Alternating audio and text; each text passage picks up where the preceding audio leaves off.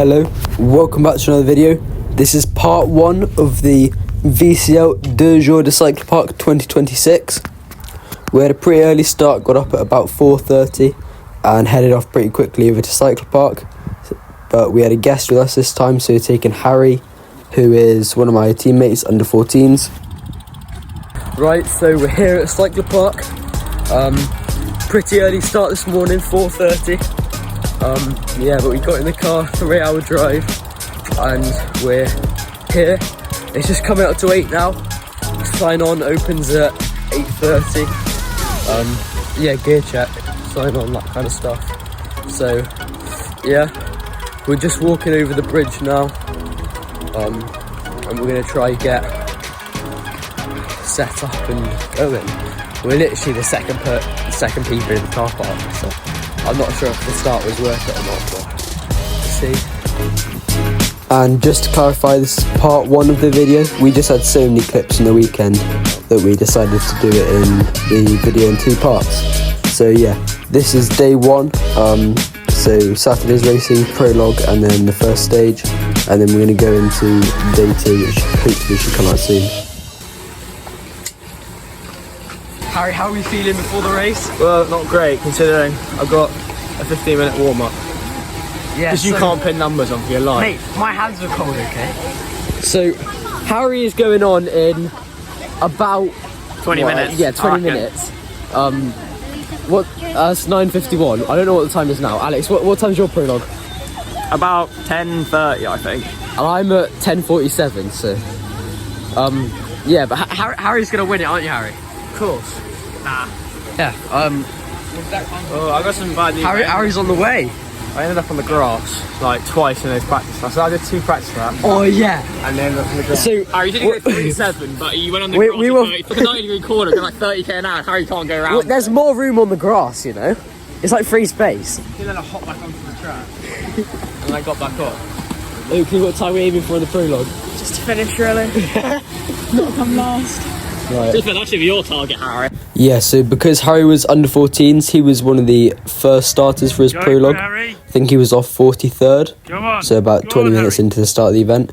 He had a bit of a disaster clipping in, but he still got around the course pretty quickly and came in, I think, 12th in a very respectable 3-minute 50. So here's Harry coming up the finishing straight, pretty strong on the under 14 gears. Go on, Harry! Go, Harry! So yeah, Harry had a good finish, 12th place, and then next off was Alex after the under 14 girls. Go, Alex! I believe. There's Alex, so he had a pretty good prologue as well. Better start than Harry because I think the under 16s all got held. There's Harry Cooper, and Alex came in for a 3-minute 43, which put him in around 35th, I believe. You see, pretty good from Alex. And then I had a disaster. So that photo there was my chain, just not big on the bike.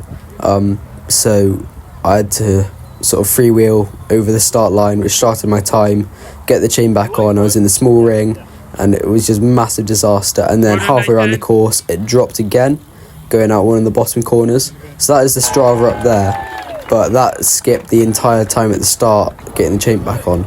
So because I was more focused on getting the chain back on rather than starting it, so it could have been a low 3-minute 30, which would have put me just outside the top 10, which would have been a good result. But instead I came in for a 3-minute 49, putting me in 47th on GC and already losing just over 20 seconds to the winner. But Harry was off for his second stage of the day, trying to move up a bit on GC. So Deux Jours is a stage race, 4 stages in 2 days. It's one I haven't done before.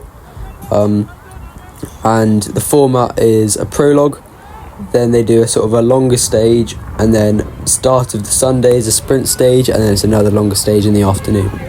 And we had some really good weather, considering it's sort of the pretty early season racing. But this is the under 14s now, and Harry was feeling pretty good. I think it's a course that suits him quite well. But they also had these preem laps, which I don't think Harry went for. And the preems are basically just bonus seconds. So whoever crosses the line first when they make a noise they get some seconds subtracted off their total time. And this is actually a pretty big field, considering it's not a national event.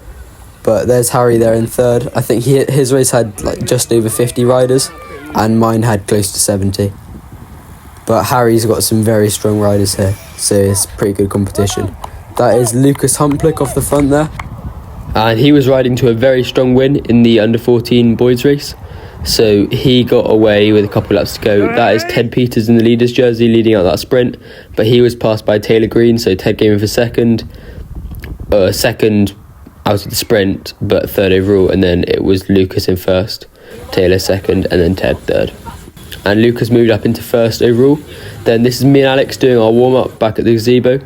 And then it was the under-14, under-16 girls, which we don't have any clips of for some reason. But now it is on to my race.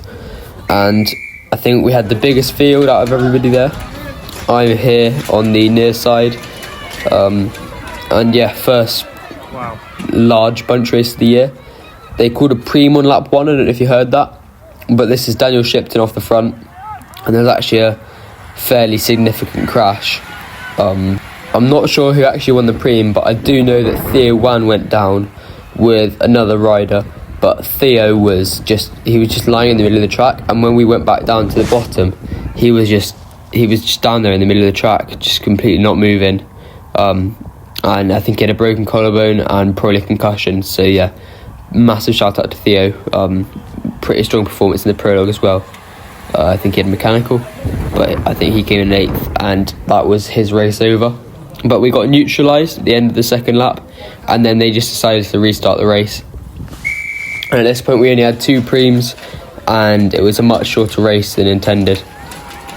But yeah, none of the first laps counted for anything, and my positioning was still terrible, and I was just at the back of the bunch. But pretty quickly I realised that this finish really did not suit me. It was just a fairly long drag, and I knew that I just have no chance of sort of being anywhere, because it was a really powerful finish. So I knew I needed to be positioned well in order to get into a good position over the line.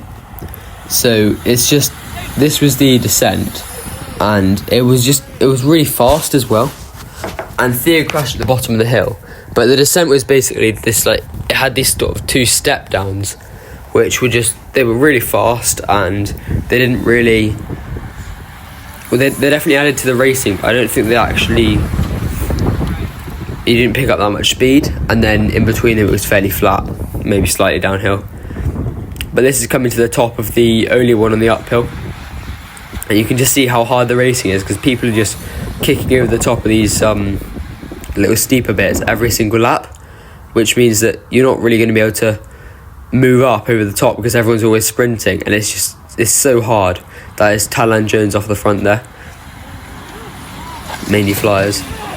But this was quite interesting, because there was this sort of like chicane area, and I think his name's Ethan. He had his chain fell off, and he sort of just stopped again in the middle of the track, and it caused a sort of like, we all nearly crashed because he just slowed down in the middle. But this is moving further down. This is the corner that we're going into now, where Theo crashed on lap 1. And this bottom section was quite deceiving, because it looked like just 90-degree corners, but they're actually slightly more, which meant that if you carried too much speed, like Tom's doing really well here, you would just get so close to the grass. And I do it a bit quite well later on when I move around the outside, which is a little bit risky, because if someone goes onto the grass you get forced off. But this is Tom Wilkes and James Hardesty, and I can't see who the other rider is, not sure who that is, but those 3 are off the front. But I think it was quite a hard course to actually get a gap on, so you can see I moved up a little bit there. But I decided pretty early on that the break wasn't going to go for our race, just because there's so many people behind that are always willing to chase. Here's Tom again on the front a lap later, but it's all been brought back. So Tom's led through there 3 laps in a row, which is crazy impressive, but he didn't actually gain anything from it, because the group's all still together. I'm there in 6th now, just moving up past Matt.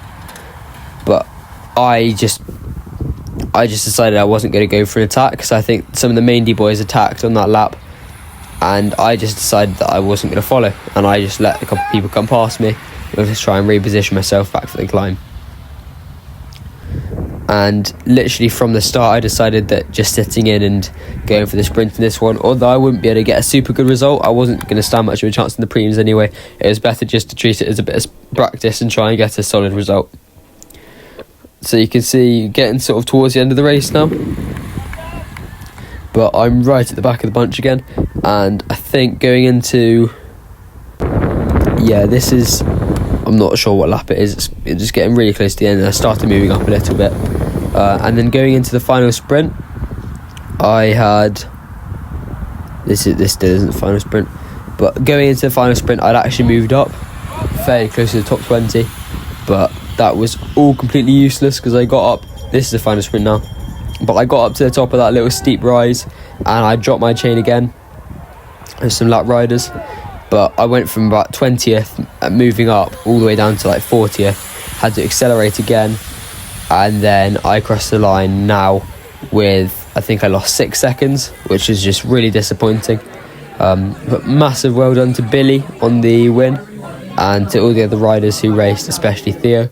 We went to the carvery and then got a pretty good meal, and that concluded day 1.